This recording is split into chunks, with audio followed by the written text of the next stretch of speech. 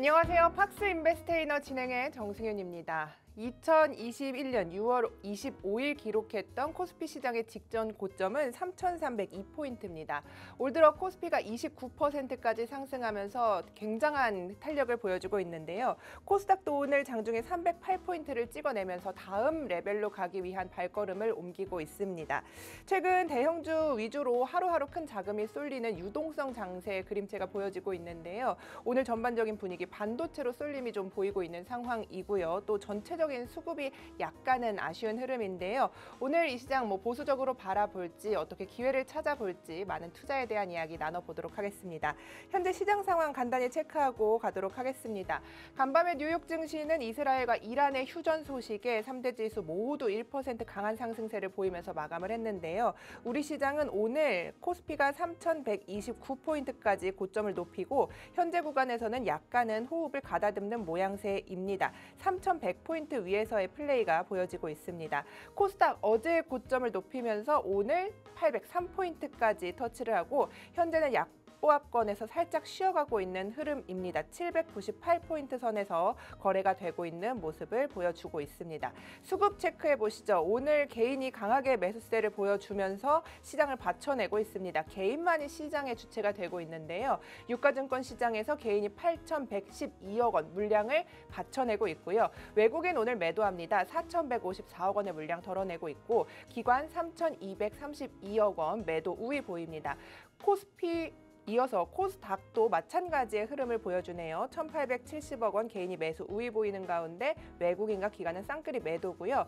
외국인이 선물 거래소에서 5,239억 원 물량을 덜어내면서 시장을 조금 압박하고 있는 모양새입니다. 자, 그러면 시가총액 상위 종목들의 흐름도 체크를 해보고 가도록 하겠습니다. 간밤 미증시는 그야말로 반도체 중심의 강세를 보여줬습니다. IT 투톱 오늘 장 초반만 해도 그 흐름을 좀 이어가나 했는데 현재는 약간은 힘이 빠진 모습입니다. 삼성전자 그래도 6만 전자를 지켜내면서 보합권에서 움직이고 있고요. 6만 500원 터치하고 있습니다.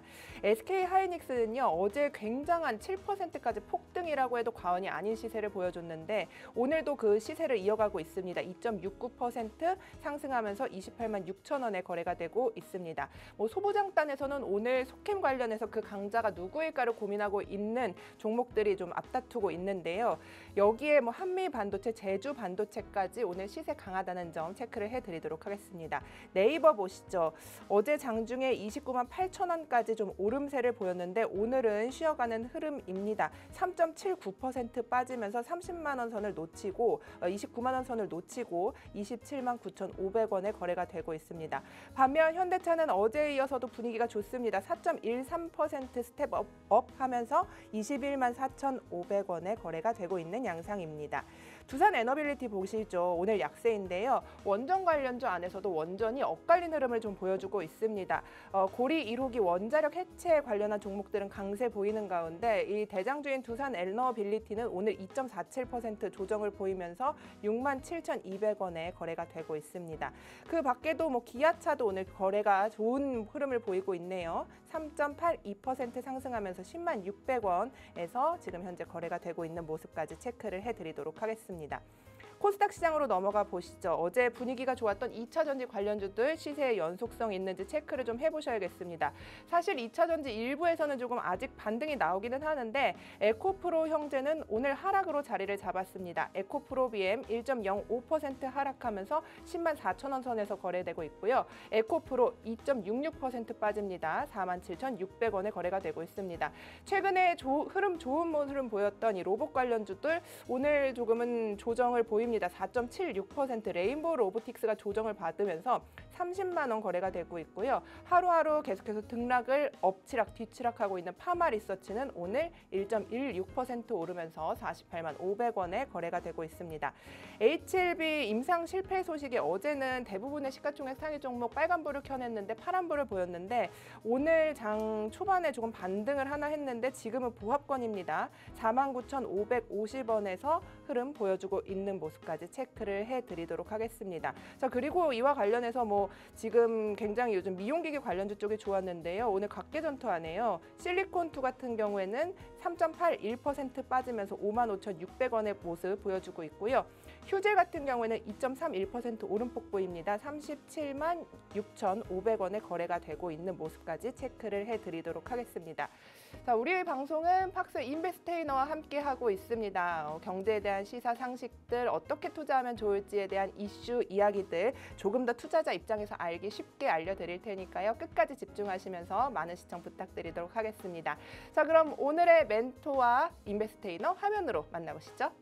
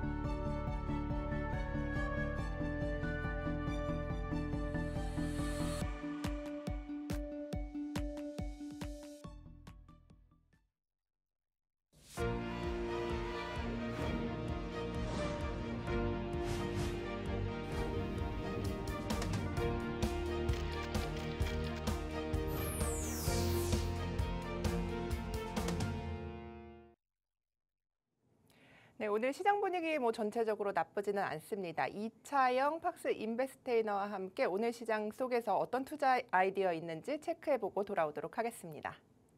안녕하세요. 팍스 인베스테이너 이차영입니다. 팍스경제TV 팍스 인베스테이너와 함께하는 시청자 여러분들께 알짜배기 투자 정보 오늘도 알려드리도록 하겠습니다. 네, 오늘 핫 이슈 톡 말씀드리고 싶은 부분인데요. 한국전력 52주 신고가 돌파, 단기적인 상승인가에 대한 부분이 오늘의 핫 이슈 톡이 될 것 같습니다. 한국전력 전날 52주 신고가를 돌파를 하면서 전일 26%까지 상승을 했고요. 오늘 오전장까지도 흐름은 좋게 이어가고 있지만 아직 상승 탄력 자체가 조금은 미비하게 움직이는 것으로 확인이 되고 있습니다. 전일 상승했었던 가장 주요한 요인은 어떻게 보면 외국인 과 기관의 매수세가 어떻게 보면 몰렸다라고 보실 수 있을 것 같습니다. 한국전력의 상승이 단기적인 또 급등인지 아니면 추가적인 상승 모멘텀 자체가 유효한지 오늘 조금 더 자세하게 살펴보도록 하겠습니다. 우선 전일 한국전력이 상승을 하고 오늘까지도 한국전력이 상승을 할 수 있었던 가장 큰 이유는 이 두 가지라고 할 수 있겠는데요. 첫 번째는 이 한국전력의 전기요금 동결입니다. 그리고 두 번째는 이스라엘과 이란의 휴전으로 인한 유가 급락인데요. 꽤나 장기전으로 이어질 거라고 생각했던 이란과 이스라엘의 이 휴전으로 인해서 결국에는 유가가 급락하게 되면서 한국전력에도 어느 정도의 이 실적 기대감으로 인한 상승의 영향을 줬다고 볼 수 있습니다. 사실상 우리가 투자를 할 때 보면 한국전력 같은 경우에는 전기요금이 동결이 됐을 때는 오히려 실적이 안 좋아지는 거 아니야? 라고 생각을 하실 수도 있을 것 같아서 이 부분에 대해서 제가 조금 더 면밀하게 설명을 해드릴게요. 우선 전기요금의 동결은요. 사실상 악재라기보다는 불확실성의 해소라고 볼 수 있겠습니다. 왜냐? 사실상 정부가 요금 인상을 보류하기는 했지만 이미 이는 시장에 선반영되어 있었습니다. 동결 발표가 되면서 되려 정책의 예측이 가능성의 확보로 조금 이어지면서 불확실성 해소로 조금 보여지는 부분이 있고요. 그리고 유가 급락에 대한 부분도 조금 말씀을 드리고 싶은데 결국에는 유가의 급락은 이 LNG 등의 국제 연료 가격의 안정세를 이어오게 됩니다. 그렇기 때문에 한국전력이 전력을 사들여오는 전력 도매가인 이 S&P가 굉장히 중요한 부분인데요.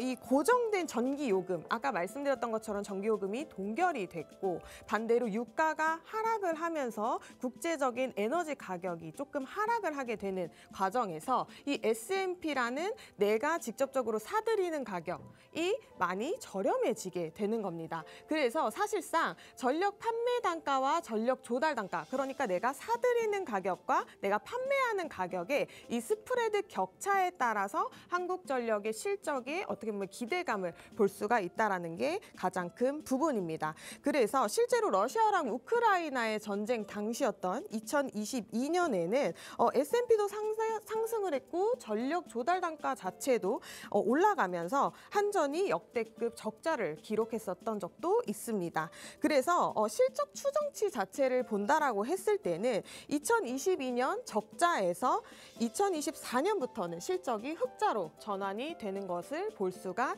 있습니다. 그리고 2024년부터는 한전이 마진을 남기고 이익이 늘어나는 증가세의 추세를 보이고 있기 때문에 전반적인 실적 개선에 대한 기대감이 조금 커졌다. 이것이 반영이 됐다라고 볼 수가 있겠습니다.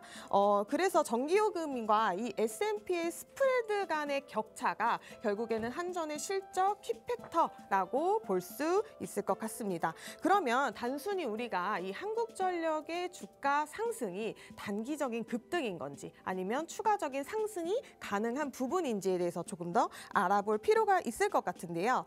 이 한국전력의 상승 같은 경우에는 단기적인 급등이라기보다는 전반적인 실적 개선과 현금 흐름의 구조적 개선이라고 볼 여지가 충분할 것 같습니다. 왜냐하면 그 뒤에는 전력 수요 확대라는 큰 물결이 있기 때문인데요. 지금 정책적으로 가장 수요를 극대화해서 볼 수 있는 부분이 이 한국전력이라든지 전력의 인프라 수혜주라고 볼 수 있겠습니다. 대표적으로 에너지 고속도로를 지금 추진하는 것들이 점점 명확해지고 있는 상황이고 결국에는 수도권에 집중되어 있는 에너지들을 다시 지방으로 분산을 하는 과정에서 수많은 전력에 대한 수요와 그리고 이제 설비라든지 변압기에 대한 추가적인 수요가 어떻게 보면 수혜로 작용을 할 수 있는 포인트가 될 것 같습니다. 그리고 국가 첨단 전략 산업에 대한 부분, 특화단지 지정에 따라서 필요한 전력들조차도 점차적으로 늘어나고 있는 상황이기 때문에 이 또한 좀 장기적인 모멘텀에서 유효한 부분이라고 볼 수 있겠습니다. 그리고 추가적으로 AI 데이터 센터라든지 전력망 교체 그리고 신재생 에너지 등 전력량 자체가 많이 필요하기 때문에 전력 인프라 투자가 확대가 되고 있고요. 결국 이는 전력 수요가 폭증하고 인프라 확충이 필요한 상황이라고 볼 수 있겠습니다. 전력 수요가 증가하면 당연히 전기를 파는 한국전력에 대한 기대감은 당연히 올라갈 수밖에 없고요. 이와 따라서 한국전력이 2024년부터 2026년까지의 투자비 계획을 발표한 내용에 따르면 전력 인프라에 조금 더 집중적으로 투자를 이어나갈 것으로 보여지고 있습니다. 이전에는 송배전 위주의 비중이 훨씬 높았다라고 한다면 요즘은 송배전보다는 발전 설비에 대한 투자를 조금 더 확대를 해나간다라고 볼 수 있을 것 같고요. 결국에는 이런 한국전력 투자에 어떻게 보면 수혜를 볼 수 있는 업종과 그리고 추가적으로 이 인프라 확충에 대한 수혜를 볼 수 있는 기업들은 전반적으로 초고압 변압기라든지 배전반 수요의 증가로 수혜를 볼 수 있는 뭐 재룡전기나 LS 일렉트릭이나 효성중공업 등이 있을 수 있고 원자력과 LNG 설계에 대한 부분 등으로 한국전력 기술과 한전, KPS, 뭐 발전소용기기 수주나 원전의 기자재에 대한 부분도 수혜를 볼 수 있는 기업들이 점차적으로 눈에 띄고 있습니다. 그래서 결국에는 이 선순환 사이클에 돌입을 했다라고 볼 수 있는 부분이기 때문에 단기 테마가 아닌 중장기 산업 사이클의 출발점이라고 볼 수 있을 것 같은데요. 사실 너도나도 한국전력을 따라서 지금 전기나 설비에 관련한 기업들이 많이 오르고 있다 보니까 이 상황에서 어떤 기업을 그러면은 나는 조금 주목을 하면 좋을까라는 투자자의 관점으로 봤을 때 한 가지 기업을 제가 조금 말씀을 드리고 싶은데요. 바로 재룡전기입니다. 재룡전기는 사실상 단기적으로 봤을 때 조금 조정이 오는 어떻게 보면은 그림을 보여주고 있는데 그것보다 중요한 건 어쨌든 추가적인 변압기 수출에 대한 부분 그리고 이 변압기 수출이 지금 이 북미 시장을 강타하고 있다라는 부분이 이 재룡전기의 상승 여력을 충분히 가능성을 열어주는 부분이 부분이라고 생각이 되고요.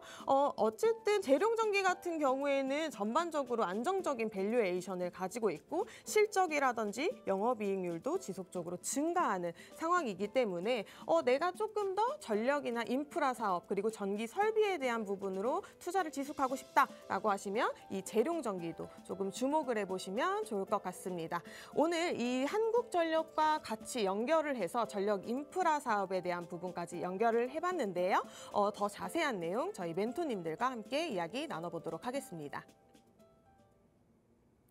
네, 잘 들었습니다. 김정철 멘토님과 함께 앞서 이차영 인베스테이너가 한국전력에 대한 이야기 해준 것을 토대로 분석을 좀 해보도록 하겠습니다. 김정철 멘토님, 한국전력에 대해서 어떤 사이트 갖고 계신지 궁금합니다. 이 한국전력이 이제 어떻게 되는지 우리가 좀 볼 필요가 있어요. 볼 필요가 있는데 제가 오늘 안경을 안 갖고 와가지고 일단 좀 한국전력 재무제표를 한번 보시면 좋을 것 같아요. 재무제표 보면 답이 너무 뻔하거든요. 이게 보시면 아시겠지만 2021년, 2022년에 적자를 기록했고 2022년 적자가 무려 32조 원. 야, 거의 이제 뭐 망하는 거 아닌가 한국전력. 뭐 이 정도 뭐 생각까지 갔었던 거거든요. 근데 이게 이때 주요 포인트가 뭐냐면 우크라이나 러시아 전쟁이 있었습니다. 전쟁이 있으면 유가가 100달러를 왔다 갔다 하고 뭐 예상으로 뭐 130달러 간다, 120달러 간다 막 그런 상황이었거든요. 근데 그럴 때 이제 발전 단가가 올라가기 때문에 이제 그런 부분인데 이제 여러분들이 유가가 올라갔을 때랑 유가가 떨어졌을 때를 좀 생각하셔야 되는데 유가가 오를 때는요 정유사들이 제일 좋아요. 왜냐면 정유사들은 이미 몇 개월 전에 산 원유가 이제 왔겠죠 우리나라에. 네. 긴 제가 얘기했죠 호르무즈 협을 통과해가지고 따다다다다다다다다다다 해가지고 몇 개월을 걸쳐서 오잖아요. 왔어요. 오면은 그 몇 개월 전에 산 거거든요. 그렇죠. 근데 그 사이 유가가 올랐어요. 그럼 팔 네. 때는 애들이 착하게 정말 너무 착하게 우리가 싸게 샀으니까 여러분들한테 싸게 팔겠습니다. 정유사가 그럴까요? 그렇지 않죠. 보면 네. 바보가 아닌 이상 그럴지 않겠죠? 비싸게 팔아요. 팔 때는 현재 유가대로 팔아요. 이게 그런 상태이기 때문에 저는 이제 사실 정유사들이 좋은데 반면에 이제 이 전력회사들 같은 경우는 일단 그걸 사야 돼요. 사서 써야 돼요. 예. 쓰려면 이제 물론 자기들이 직접 그 전에 사기도 합니다. 그 전에 사기도 해요. 그렇기 때문에 이제 주가가 오르면 오른 상태에서 그러면은 예를 들어서 뭐 대표적으로 대한해운 같은 경우는 한전이나 이런 데서 주로 발주 많이 하거든요. 천연가스 좀 사갖고 와. 그럼 해운사가 대한해운이 가서 사갖고 오거든요. 네. 사갖고 오면 싸게 샀죠. 네. 싸게 샀는데 지금 유가 올랐어요. 그럼 비싸게 팔 수 있냐? 지금 나 비싸게 팔겠다라고 하면 이제 정부에서 그러죠. 왜? 너네가 비싸게 팔면 물가가 오르는데? 야, 물가 오르면 안 돼. 너 비싸게 팔지 마. 싸게 팔아. 요거 때문에 이제 손실이 많이 났다. 이렇게 보시면 됩니다. 그러니까 가격 정가죠. 그러니까 유가가 에너지 비용이 오른 만큼에 대한 가격 정가를 한전이 못 시키면서 한 32조 손실이 난 거고요. 그리고 이제 2023년에 이제 그 손실폭이 좀 줄었고 지금은 이제 그럼 어떤 상황이야? 유가가 지금 떨어져 있죠. 지금 네. WTI 차트를 보자면요. WTI 차트를 한번 볼게요. 자, WTI 차트를 보시면은 격세지감입니다. 이게 월봉으로 보시면 딱 느껴지는데 아까 제가 얘기했죠. 2021년, 2022년이 최악이었다고. 유가가 이제 그때가 100달러를 넘어갔을 때. 그리고 지금은 이제 어떤 상태죠? 유가가 바닥을 뚫다 못해 지하를 하나 더 팠어요. 이번에 이제 그래서 조금 올라오나 싶었거든요. 전쟁 나서 이제 올라오나 했는데 다시 이제 바닥을 팔 수 있는 그런 여건이 되니까 오늘 이제 LS증권에서 리포트를 하나 세게 냈는데 이 세게 낸 것 때문에 가냐? 그 전에 이제 한투랑 이제 LS증권에서 이제 리포트가 나오면서 이제 올라오기 시작하고 있는데 향후 앞으로 전망은 어떠냐? 그 현 정부에서 이재명 대통령 현 정부에서 물가 인상 요인이 그러니까 이 현재 정부에서 그러니까 잠깐 정부 공백 상태가 있었죠. 네. 윤석열 전 대통령이 탄핵당하면서 그 약간의 공백 상태가 있었어요. 그 공백 상태 동안 스물스물 다 올렸어요. 뭐 그냥 뭐 음식료부터 해서 싹 다 올렸거든요. 근데 이제 한전은 그렇게 많이 올리지 못했습니다. 근데 한전도 계획대로 그러니까 가격 정상화 시키려고 계획대로 하고 있는데 과연 이 다음에 한전이 전기세 올릴 수 있을까요? 절대 못 올립니다. 전기세 올릴 수 없어요. 그럼 못 올리면 어떻게 하죠? 지금 현상 유지만 하거나 아니면 가정용은 줄여야 될 거예요. 아마 전기세를 더 낮춰야 될 거예요. 그러면 이쪽에서 손실이 발생할 수 있다. 이익이 엄청나게 잘 갈 수 있지만, 그러니까 증권사 리포트는 모두 다 희망적인 얘기만 얘기하지만 이 희망적인 전망이 가정용에서는 틀릴 수 있다. 근데 다만 우리가 어디서 좋은 걸 보고 있느냐? 그러니까 AI를 하겠다고 지금 우리나라 난리니까. 그러면 이제 제가 여기서 지도를 또 잠깐만요. 지도를 또 여기 또 지도를 또 해야 되나? 지도를 지도가 지금요? 필요해요. 아 그래요? 네, 필요합니다. 어떤 필요한데 이유에서 필요한지 이 예, 지도가 왜 보겠습니다. 필요한지는 이제 제가 좀 얘기를 드릴 텐데 네. 왜냐하면 이제 전 세계적으로 이제 그 발전소나 이런 거를 붐이 불고 있어요. 발전소를 막 지어야 된다. 네. 왜냐면 전력이 모자르니까. 근데 이건 인류 생태학적인 거긴 한데 에너지를 쓰느냐 이제 우리나라만 따져볼게요. 이게 우리나라 지도예요.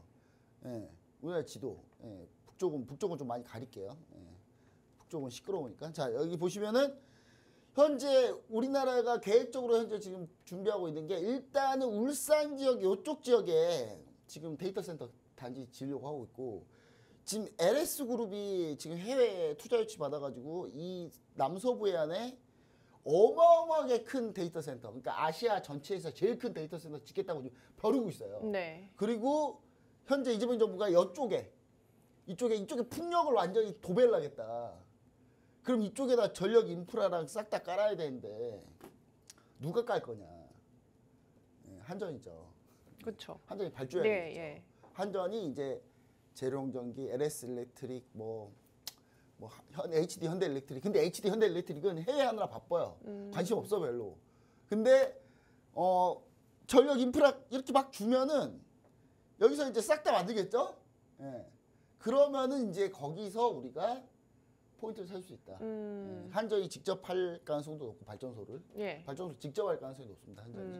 그렇기 때문에 왜냐하면 발전소가 지금 딱 하기 딱 좋거든요. 네, 네. 그리고 제일 중요한 거는 이제 우리나라가 원전을 추가로 뭘 어떻게 하냐를 모르겠지만 여기 보시면 미국으로 한번 가볼게요. 미국 지도. 네. 예, 미국 지도 가보시면 오늘도 지도와 함께 하고 미국 있습니다. 여기 예. 서부 해안, 미국 서부 해안이 거의 대부분 뭘로 도배되어 있냐면요. SMR로 도배되어 있어요. 원전으로. 네. 소형 모듈 원전으로 도배되어 있거든요. 소형 모듈 원전은 미국에서 만들지는 않았습니다. 뉴스케일 파워가 공장에서 찍어서 얘네가 이제 그 다른 기업들, 해외 기업들이 들어와서 이걸 만든 게 이 주변에 싹 다 몰려 있는데 그리고 이쪽 지역에 대부분이 뭐냐 에너지를 땡겨 쓰기 쉬운 곳이에요. 네. 예, 그렇기 때문에 당연히 전력 인프라 관련주들은 이제 우리나라는 여기에도 이제 투자가 돼 있고 그 다음에 이제 이쪽 넘어가 볼게요. 자, 이 사우디가 있죠. 아랍의 이 왕자님들 많으신 이곳. 네. 이곳. 예. 그 여러분 아랍의 왕자님들 그 생각나시잖아요. 그 금목걸이 이렇게 딱. 그럼요. 제가 예전에 그 유럽 여행 갔을 때 네. 저기 그 영국의 런던에 헤롯백화점 갔거든요. 네. 예, 누가 봐도 딱 사우디 왕자님이더라고요. 이렇게 금목걸이 이렇게 주렁주렁 해가지고 하얀색 옷에 딱 네. 한 비서도 한 3명 데리고 다니면서 어. 막 이렇게 막 골라요.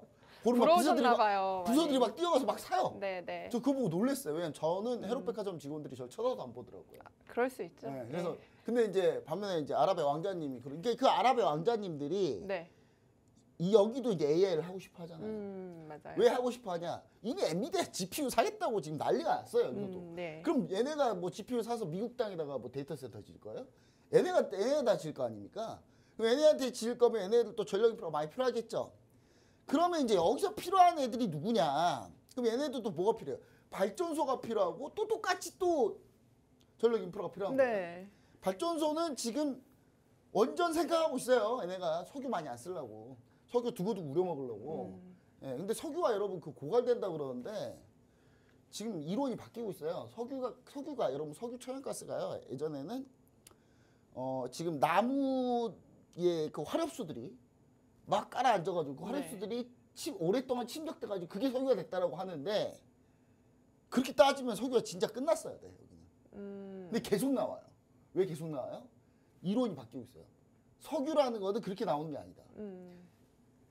지구에 갑자기 지구과학 시간인데. 어디까지 지구의 지금 체계질이 그 멘틀이 네. 움직이면서 지각 네. 변동에 의해서 그 네. 지각 변동의 멘틀의 움직임에 의해서 거기서 나오는 게 석유다. 그래서 나오는 곳은 계속 나온다. 그런 가설이 지금 아니 그게 지금 있다는 훨씬 거죠. 더 지금 과학적으로 더 훨씬 더 우세하다. 지금 많이 되고 있어요. 네. 그래서 우리는 계속 안 나오는데 여기는 계속 나올 수 있다. 아, 근데 그런 상황이기 때문에 이제 여기서 이제 참고로 이 얘기를 왜 드리냐면 그러니까요. 우리가 한국전력. HD 현대일렉트릭 같은 회사가 네. 이 사우디는 이쪽은 뭐 이슬람 문화권이죠.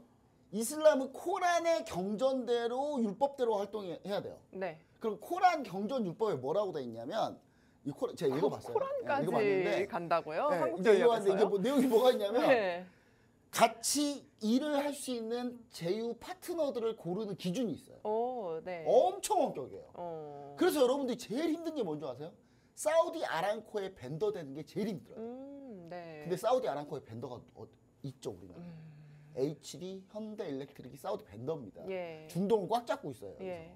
예, 그렇기 때문에 그런 부분들 있기 때문에 이제 전체적으로 한국전력 얘기하면서 같이 얘기 드리는 뭐냐면 네. 한국전력은 사실 우리가 지금 빚은 장밋빚이에요. 왜냐? 여기 보시면 약간 이제 그 인베스터 회원님께서 얘기해 주신 대로 저평가도 이런 저평가가 없긴 합니다. 보시면 아시겠지만 당기순이익 7조 원 예상하고 있는데 올해 8조라고 쳐볼게요.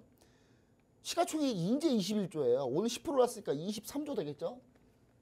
8로 나눠보세요. 83, 48, 32, 83, 24. PR 3배밖에 안 돼요. 이런 회사가 어떻습니까? 그리고 그쵸, 아까 저평가 얘기했던 국면에서는. 재룡전기. 예.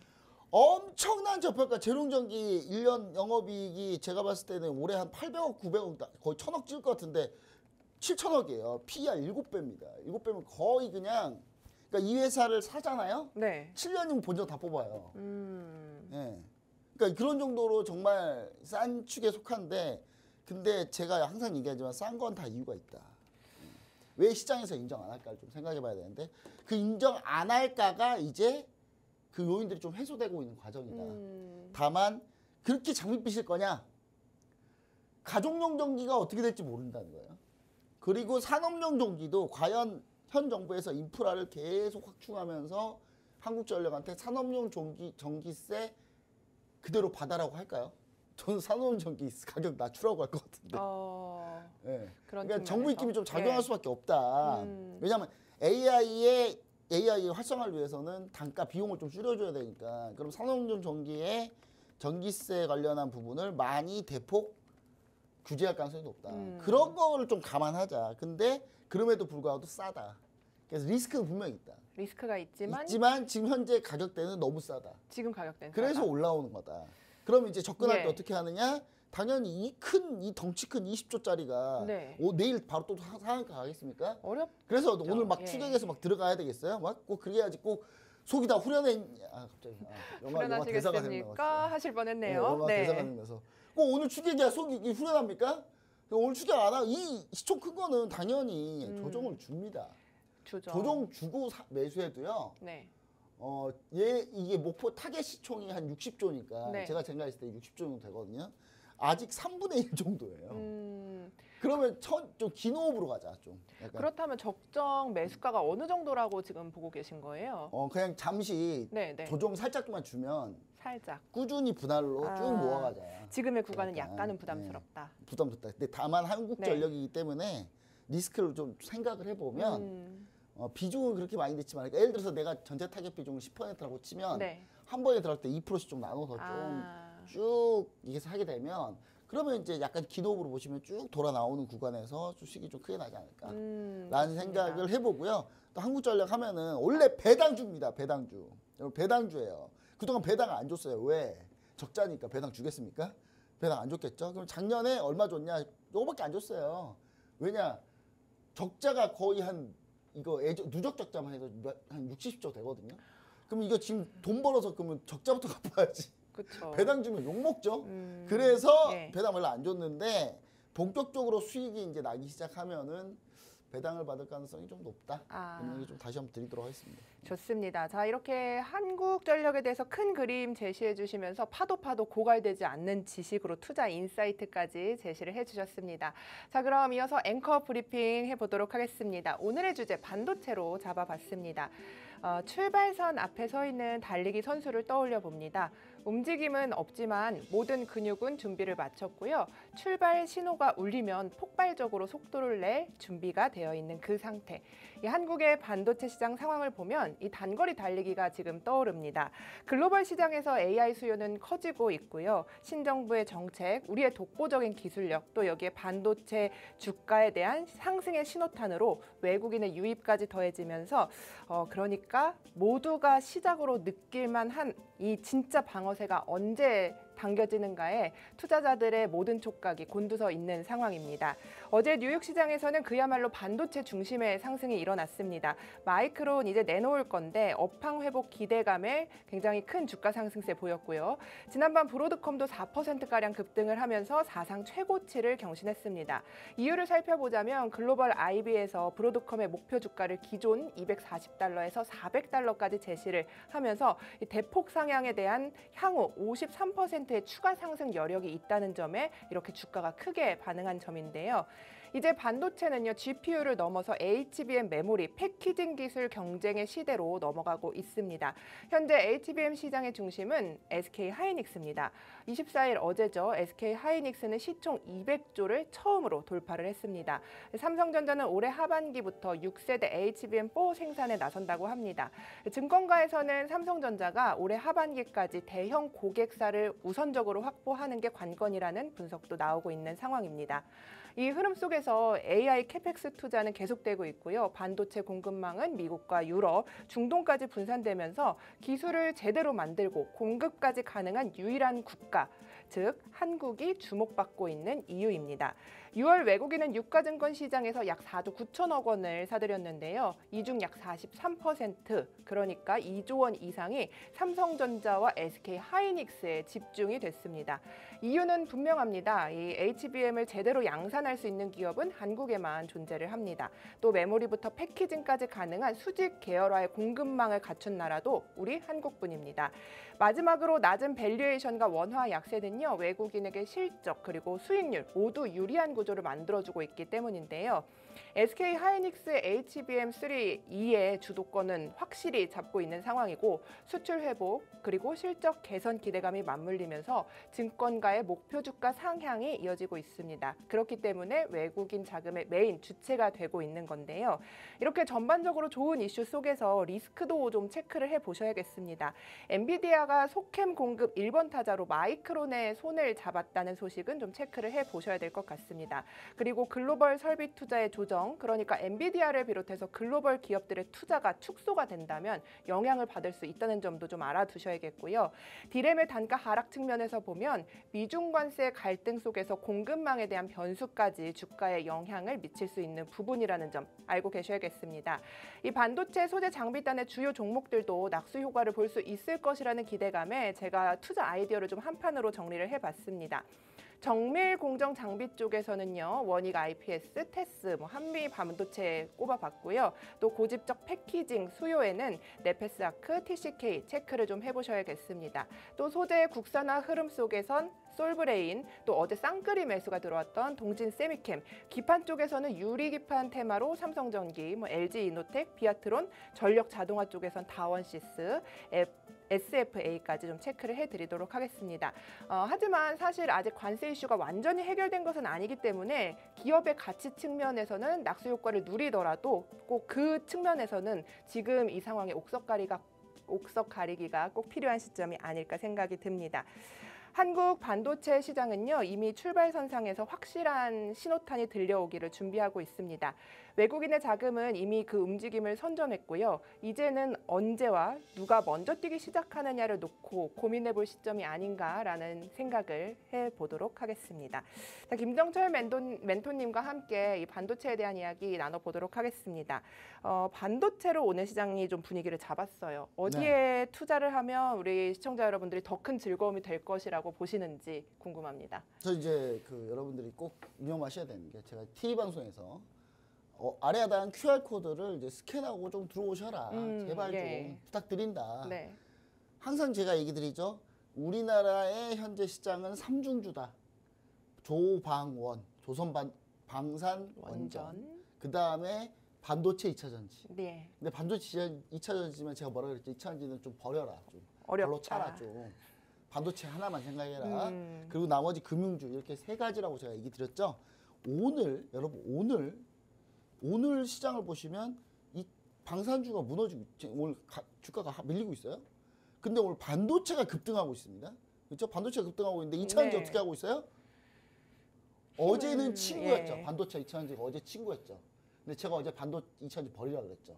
친구 친구 버리셨어요. 버리라고 그랬죠. 아, 그렇죠? 그러니까 손을 놔야 돼요. 반도체 2차전지까지 끌고 가려면 너무 네. 힘들어요. 화학주 전체를 다 끌고 가야 돼요. 네. 그래서 2차전지 좀 발로 차 버린 다음에 반도체가 혼자 오늘 2차전지 손을 놨어요. 2차전지 손을 놔버리니까 오늘 반도체 잘 가고 있는데. 머리는 차갑게, 가슴은 뜨겁게. 소부장, 예. 그러니까 반도체 소부장들이 오늘 좀 가고 있는데. 네. 여러분 아래 하단 QR코드 스캔하고 들어오셔야 된다라고 제가 계속 얘기 드린 게 뭐냐면 여러분 제가 지난주에 얘기 드렸던 종목이 ISC예요. 오늘 ISC 여러분 어떻게 했습니까? 오늘 10% 넘게 급등하고 있어요. 맞습니다. 여러분 급등하고 있는데 이거 누가 유행어였죠? 하여튼간에 예. 뭐 누가 한 거 같은데. 네, 맞아요. 개그맨 허. 네, 네. 알겠습니다. 예. 일단 오늘 ISC 급등하고 있죠. ISC가 뭐 하는 회사냐? 이름만 봐도 알겠죠. SC, ISC래요. 근데 이거 딱 보면은 기업 분석 보면 SKC가 갖고 있죠. SKC는 어디 거죠? SK 거잖아요. 네. 한마디로 SK 이제 HBM 관련해서 이제 장비사인데, 그러니까 SK 하이닉스 향 관련주들이 지금 상당히 좀 괜찮다라는 걸 다시 한번 얘기 드리고요. 히든 종목으로 가지고 오셨던 종목이죠. 그렇죠. 히든 종목으로 아래 하단 네. QR코드 스캐너 들어오시면 제가 공개해드리겠다 그래서 ISC 아무 때나 사라 그랬어 그냥. 아까처럼 한국전력을 막 나눠서 이런 얘기도 안 했어. ISC 아무 때나 사라. 왜냐하면 지금 상당히 지금 주가가 매우 낮은 상태에서 오래 가고 있기 때문에 예. 아무 때나 사라 라고 했던 종목인데 아래 하단 QR코드 스캐너 들어오셨으면 이미 여러분의 오늘 표정은 바뀌었어요. 근데 지금은 어때요? 지금 네. 사도 되나요? 지금은 좀 이제 네. 지금 이거 말고도 많이 있다. 아, 이거 말고도 많이 있다. 지금은 좀 안 된다. SK 하이닉스 약간 예. 여러분 HBM 반도체가 뭐에 쓰이는지 다시 한번 생각해 보세요. 자, 원래는 엔비디아의 GPU가 있습니다. 네. GPU. 엔비디아 원래 게임 그래픽 카드나 팔던 회사예요. 네. 삼성전자가 주변에 오면 삼성전자가 야, 너 상대도 안 돼. 너 오지 마. 너 저리 가. 그 제수당이 맨날 무시당하고 그랬어요. 예, 삼성전자한테 맨날 한 대씩 맞고 맨날. 그래서 그랬는데 이제 엔비디아가 막 절치부심하면서 우리는 그래도 게임 그래픽 고성능만 할 거야 그러면서 막 했거든요. 그러다가 웬걸 갑자기 고성능 칩이 필요하게 된 거죠. 네. 그러면서 어부지로 된 거예요. 제수당이 맨날 가죽 잠바 입고 맨날 멋있게 나와가지고 맨날 이런 얘기 하지만 사실 어부지로 된 거예요. 이 사람도. 운이 좋네요. 운이 좋은 거예요 네. 지금. 근데 AI 시대를 미리 알고 뭐 자기가 했다 뭐 알겠어요. 쿠다라는 플랫폼을 엔비디아가 그걸 쓰는데 그러면 엔비디아 개발자들, 엔비디아의 칩 설계하는 그 칩들에 대한 사양에 대한 그 기술 개발에 관련된 그런 플랫폼이 있는데 네. 쿠다를 운영하는 건 오케이, 그거 인정하겠는데 그거 빼고는 그냥 얻어 걸린 거예요, 제가 봤을 때는. 근데 그래도 예. 얻어 걸려서 GPU가 나오면 이 GPU 성능만 좋으면 뭐합니까? 이 시스템 반도체 성능만 좋으면 뭐예요? 메모리 반도체가 못 받쳐주면 답이 없거든요. 어차피 안 돼요. 그 제가 얘기하죠. 우리나라의 삼성전자, SK하이닉스가 만약에 문 닫잖아요. 지구는 약 2년 반은 석기 시대로 갑니다. 무조건.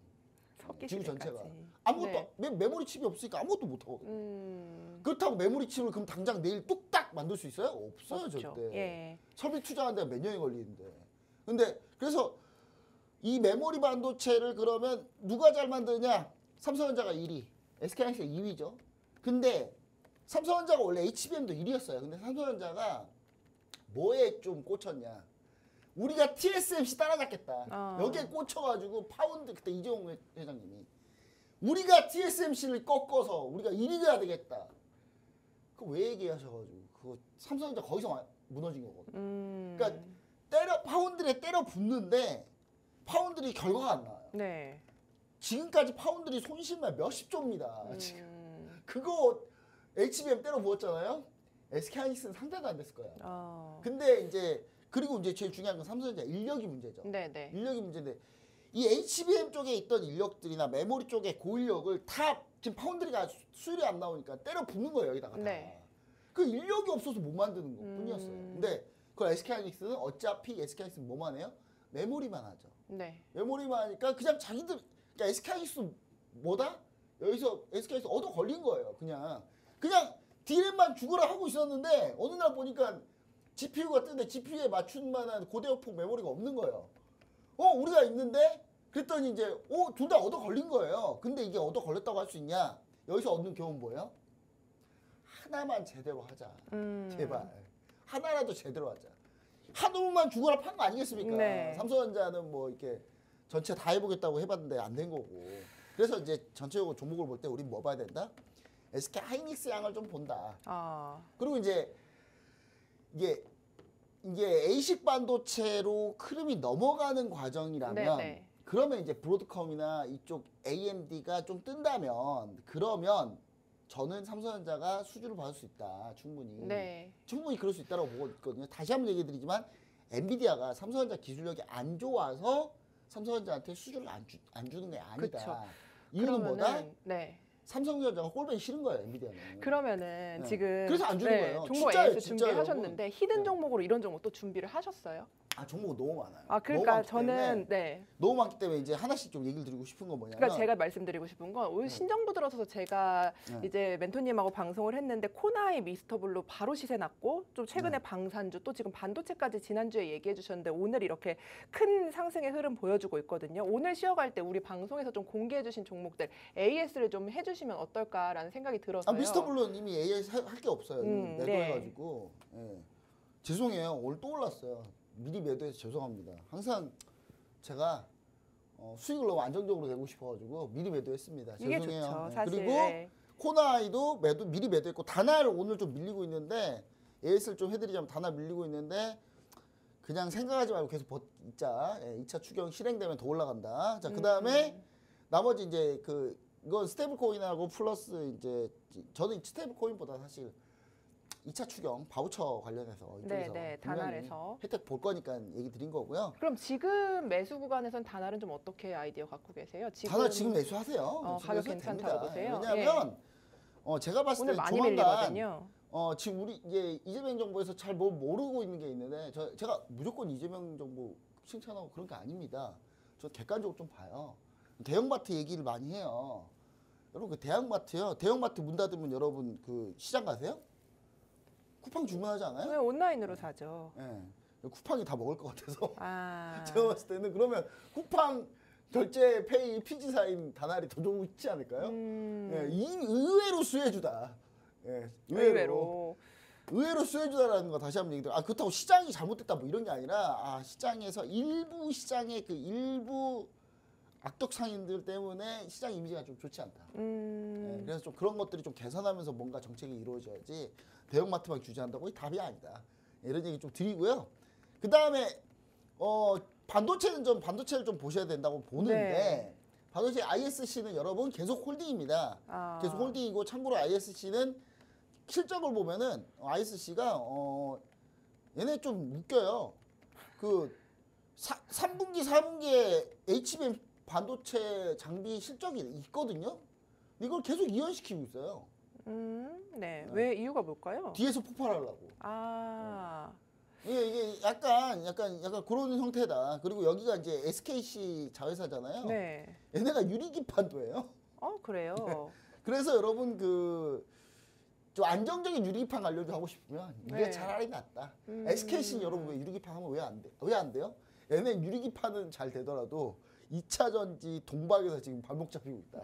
여기서 거의 무너지고 있기 때문에 여기 해결 안 되면 답이 없습니다. 여러분 잘 생각해보세요. 7월달이 실적 시즌인데 7월달 실적 시즌에 2차 전지 실적이 좋게 나오겠습니까?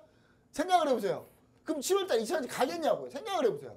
7월달 2차 전지가 실적이 안 나올 텐데 실적 시즌인데 그때 2차 전지 가겠냐고요. 생각을 해보시라는 거예요. 제발 좀. 그리고 그럼 이제 우리가 반도체 관련주 좀 보셔야 되는데 반도체 관련 중에 SKX 양을 전반기 그러니까 3분기 중반까지는 SK 하이닉스 양을 보시고 네. 저는 이제 3분기 4분기가 지나면은 이제 엔비디아가 사실 삼성전자 꼴뱅이 싫어가지고 안 해주고 있는 거 맞거든요. 왜냐면 정확해요. 왜냐면 마이크론하고 삼성전자하고 HBM 반도체 HBM3E를 비교를 해봤을 때 삼성전자가 더 좋아요. 그래요. 퀄이 더 좋아. 근데 안 해주고 있는 거야 그냥. 너무 꼴뱅이 싫어서 젠스나이 하도 많이 당해가지고. 근데 이제 나중에 그럼 어떻게 될까요? 그럼 삼성전자가 그래서 전략 삼성전자가 이제 나중에 느낀 거예요. 엔비디아 젠스나이는 우리가 퀄이 안 좋아서 안 한 게 아니라 그냥 꼴배기에서 안 해주는 거구나. 언제나 그러면 이제 그걸 뚫은 게 AMD인 거예요. 아. AMD가 브로드컴하고 하고 있는 거예요. 그러니까 네. 이쪽 비중이 높아져야 돼요. 음. 이쪽 비중이 높아지면 삼성전자가 올라와요. 삼성전자 올라오면 그때서야 엔비디아 무슨 생각할까요? 그때 삼성전자가 더 줄 거예요. 왜냐? 그때는 이제 SK하이닉스 힘이 너무 세지고 또 마이크론 요만큼밖에 안 되는데 그래서 서로 경쟁시켜줘야죠. 똑같은 거예요. SK하이닉스가 본딩 장비를 한미반도체랑 하나비전 가지고 저울질하고 있는 건 똑같은 거예요. 예. 네, 그렇기 때문에 저는 3분기가 넘어가면 3분기 후반으로 갈수록 삼성전자로 비중을 좀 삼성전자 소부장으로 좀 옮겨가는 게 맞다. 그리고 그렇게 우리가 보셨을 때 제일 중요한 건 뭐다? 한미반도체가 또 뒤에 뜰 수 있다. 왜냐? 한미반도체에 네. SK하이닉스가 하나비전으로 한마디로 바람핀 거예요. 바람까지요? 남편이 바람 폈어. 너무 바람 피니까 이제 한미반도체 머리가 너무 와이프가 네. 열받아서 네. 얘도 바람 핍니다. 이거- 삼성전자 바람 필 수 있는 거예요, 충분히. 그래서 제가 봤을 때 충분히 맞바람을 필 수 있다. 그러면은 충분히 주식바람. 제가 봤을 때는 그쪽으로 좀 옮겨가면 된다. 그래서 종목을 이제 지금 당분간은 네. SK하이닉스 양을 보는데 반도체 장비사가 하나 있습니다. 똑같은 ISC와 똑같은 HBM 장비사인데 장비사 중에 제일 유명한 뭐 테코잉 뭐 이런 종목들이 있는데 그럼 잘 안 가요. 잘 안 가는데 네. 그래서 이 종목도 잘 안 가요. 안 간다고 여러분들 생각할 거예요. 생각할 건데 좀 화면 잡아주지 마세요. 저 히든 종목이니까. 네. 안 알려주셔서 되게 좀 그래서 이 그렇네요. 종목도 네. HBM 장비사인데 네. 주가가 잠잠합니다. 실적이 이제 2분기에 본격화될 거예요. 이 종목도. 네. 그래서 제가 봤을 때는 이 종목을 좀 여러분들 보셔야 되는데 아래 하단 QR코드 스캐너 두시면은 거의 잘 안 갔거든요. 이 종목이. 네, 네. 그래서 이제 오늘 좀 고개 한번 들라 그랬는데 다시 망치맞은 느낌이에요. 그래서 잘 됐다. 지금 매수하면 딱 좋은 타이밍이다. 이 종목이 지금 라운드 픽에 딱 걸려 있습니다. 10,000원 라인 픽에 딱 걸려 있어서 네. 제가 봤을 때는 손절가 잡기도 편하고 그냥 대응하기도 되게 편하고 그래서 제가 봤을 때 목표가는 상단은 많이 열려 있어요. 상단은 그래서, 많이 열려 있어요. 네, 그래서 이 종목 여러분들 우리 피디님이 한번- 열어주셨어요. 네, 종목 명만 저겁니다. 가려주시고 저겁니다. 차트는 저건데 지금 잠잠하죠. 잠잠한데 많이 이제 내려와 있네요. HBM 반도체 SK하이닉스 양입니다. 하이닉스 양이기 때문에 이거 좀 보시면 좋을 것 같고 삼성전자 향은요 제가 여러분 삼성전자 향은 제가 네. 일단 제일 여러분 보셔야 될 게 일단 삼성전자 향에서 제일 중요한 포인트 종목이 딱 하나입니다. 이오테크닉스. 네. 이오테크닉스가 여기가 가요. 이제 이오테크닉스가 왜냐면 이오테크닉스가 SK하이닉스, HBM 반도체 장비사 똑같은 역할을 하거든요. 네. 이 회사가.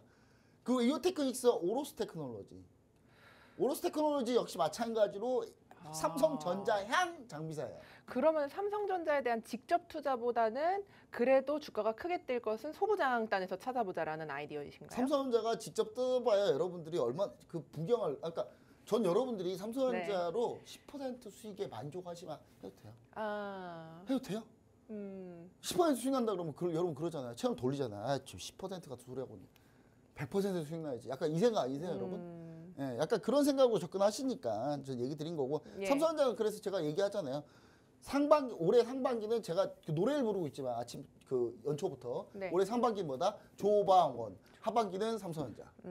계속 그렇게 얘기하는 이유가 있어요. 제가. 그래서 그런 부분이다라는 거 좀 얘기 드리시고 서부장 중에 그리고 후반으로 갈수록 만약에 레거시 반도체 그냥 메모리 쪽이 조금 더 다 괜찮아지면 상황이 좀 괜찮아지면 그때는 소재 업체들 뭐 솔브레인이나 뭐 이런 소재 업체들도 그때는 볼 필요가 있다. 근데 아직은 지금 현재 아직은 좋지 이르다. 않으니까 네. 이렇게 좀 보시면 좋을 것 같습니다. 좋습니다. 자, 이렇게 방산주에 대한 방산주가 아니라 반도체에 대한 얘기를 나눠봤는데요.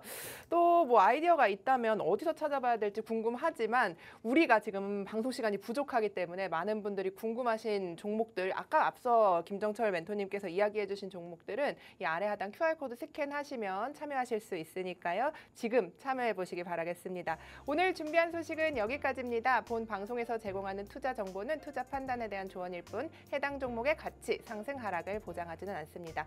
내일 11시에도 더 좋은 정보 들고 찾아뵙도록 하겠습니다. 시청해주신 여러분 고맙습니다.